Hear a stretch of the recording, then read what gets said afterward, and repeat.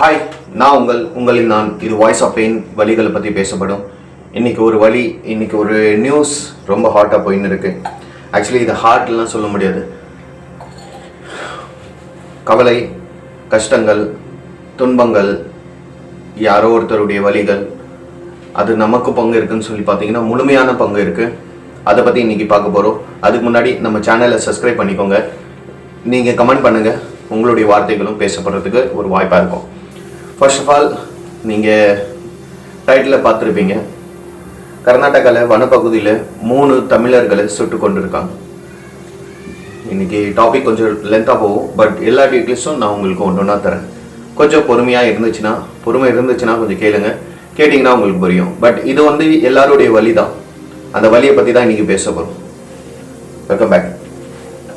ஒரு பக்கம் மான் வேட்டைக்காக ஈடுபட்டதாக கூறி வனத்துறையினர் துப்பாக்கி சூடு நடத்தினாங்க அப்படின்னு சொல்கிறாங்க.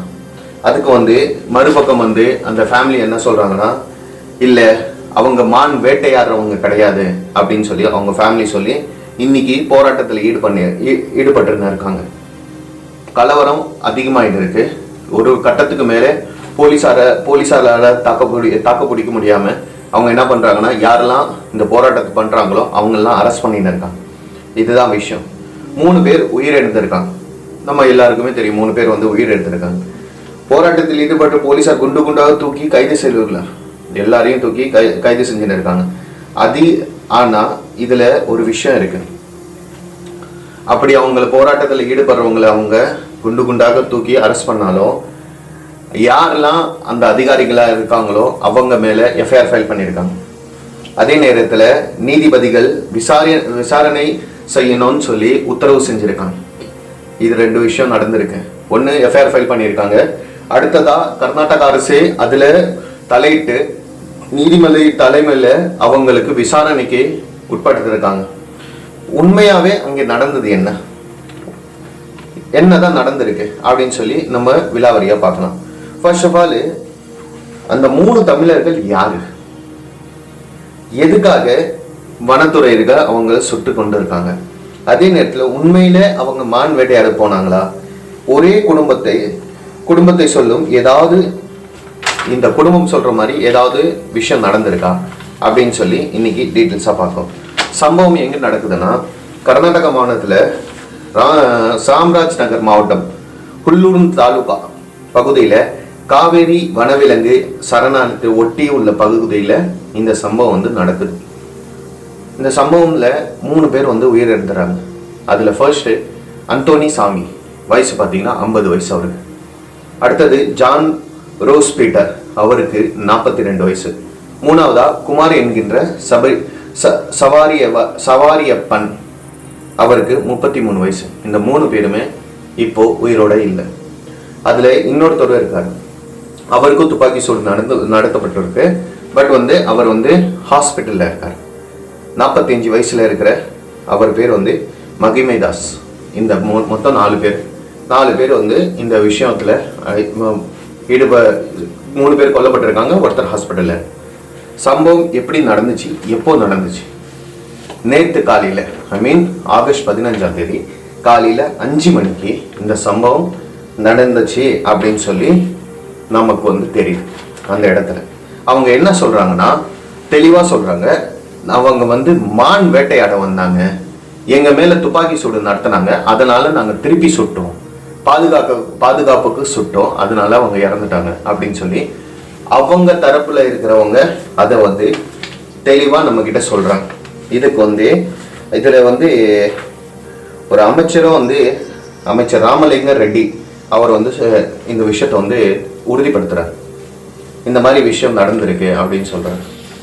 உண்மையா அப்படி நடந்துச்சா அப்படின்னு சொல்லி பார்த்தோம்னா நிறைய கேள்விகள் வருது. ஏன் துப்பாக்கி சூடு? ஃபர்ஸ்ட் கேள்வி அதுதான். துப்பாக்கி சூடு எதுக்கு? அதுதான் கேள்வியே.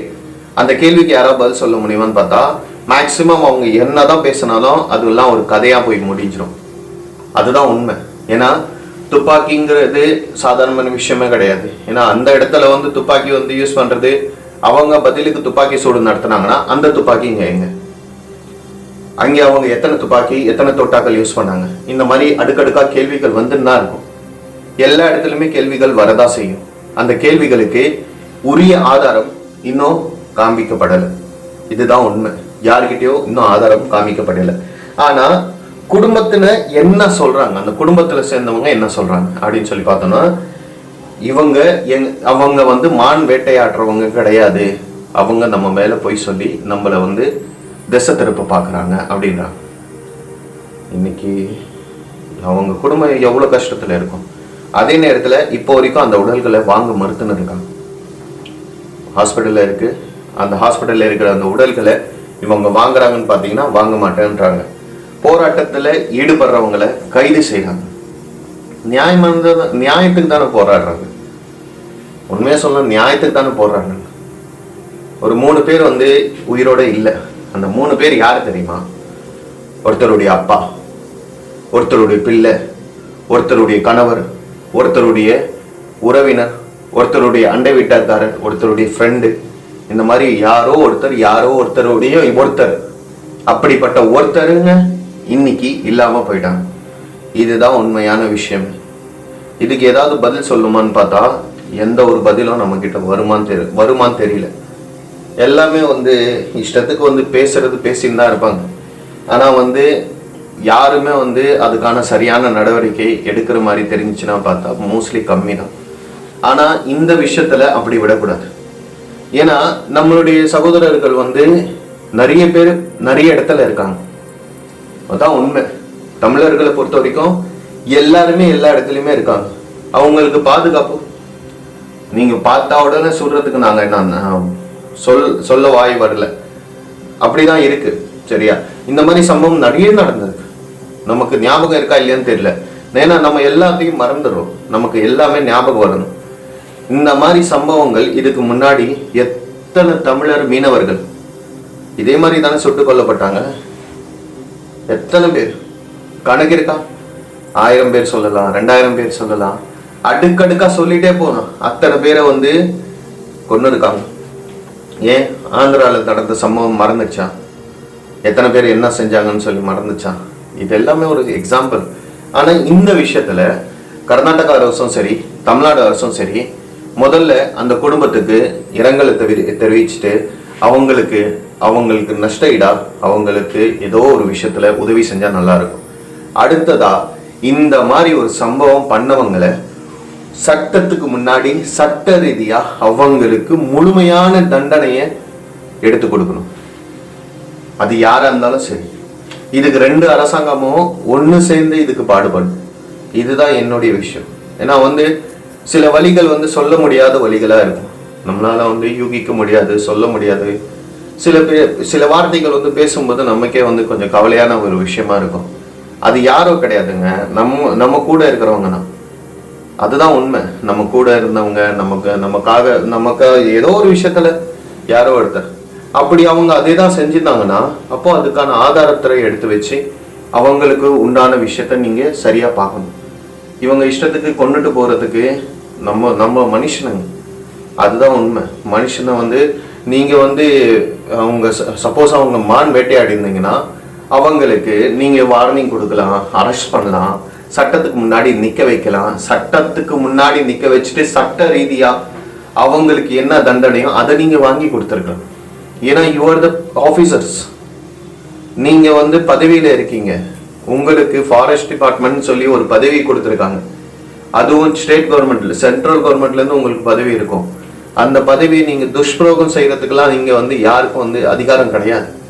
யாரா இருந்தாலும் சரி, அவங்களுக்குன்னு இல்லை, யாரா இருந்தாலும் சரி, யாருக்குமே அதிகாரமே கிடையாது. அந்த அதிகாரத்தை நீங்க துஷ்பிரயோகம் செஞ்சீங்கன்னா அவங்க துஷ்பிரயோகம் செஞ்ச அந்த அதிகாரிகள் மேல சரியான நடவடிக்கை எடுக்க வைக்கணும். அது யாரா இருந்தாலும் சரி, அவங்க மேல ஒரு ஒரு முழுமையான ஒரு விசாரணை நடத்தி அவங்க மேல சரியான ரீதியில, சரியான விஷயத்துல அவங்களுக்கு சரியான உரிய தண்டனையை அவங்களுக்கு இந்த அரசாங்கம் எடுத்து கொடுக்கணும். இது மற்றவங்களுக்கு ஒரு முன் உதாரணமா இருக்கும். ஏன்னா உயிர் போறது சாதாரண விஷயமே கிடையாது. நிறைய விஷயங்கள் இருக்கு, நிறைய பிரச்சனைகள் இருக்கு. அப்படிப்பட்ட பிரச்சனையில இப்போ 3 பேர் இறந்துருக்காங்க. அந்த குடும்பம் ஒரு பக்கம் கஷ்டப்பட்டுன்னு இருக்கும், மறுபக்கம் நமக்காக நம்ம வந்து இப்படிப்பட்ட விஷயத்த செஞ்சிட்டாங்கன்னு சொல்லி அந்த குடும்பம் ஃபுல்லா வந்து கஷ்டத்தை தாங்கிக்கிட்டு போராட்டத்தில் ஈடுபடுறாங்க. எனக்கு உண்டான விஷயம் எனக்கு கிடைக்க மாட்டேங்குதுன்னு சொல்லி போராடுறதுக்கு தெருவில் நிற்கிறாங்க. அப்படி போராடுறவங்களை கூட நீங்க அரெஸ்ட் பண்ணிட்டீங்கன்னா அப்போ எதுவும் பண்ண முடியாது. நியாயத்துக்கு தான் போராடுறாங்க.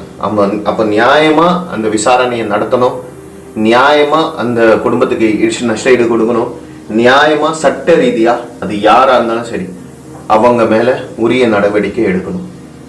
இதுதான் என்னுடைய வார்த்தையா இருக்கும். நிறைய பேசணும்னு நினைச்சேன், பட் போதும்னு நினைக்கிறேன். உங்களுக்கு மேபி அது சரியா இருக்கும்னு நினைக்கிறேன். புரிஞ்சிச்சுன்னா லைக் பண்ணுங்க, ஷேர் பண்ணுங்க, கமெண்ட் பண்ணுங்க. தயவுசெய்து நீங்க பண்ற கமெண்ட் உங்களுக்காக பேசப்படும். நீங்க சொல்ற வார்த்தைகள் வச்சுதான் நான் வந்து அடுத்த கட்டத்துக்கு நான் பேசுறதுக்கு எனக்கு ஒரு விஷயமா இருக்கும். சப்ஸ்கிரைப் பண்ணுங்க. இது வாய்ஸ் ஆஃப் பெயின், வலிகளை பத்தி பேசப்படும். நான் உங்களில் நான். தேங்க்யூ. பபாய்.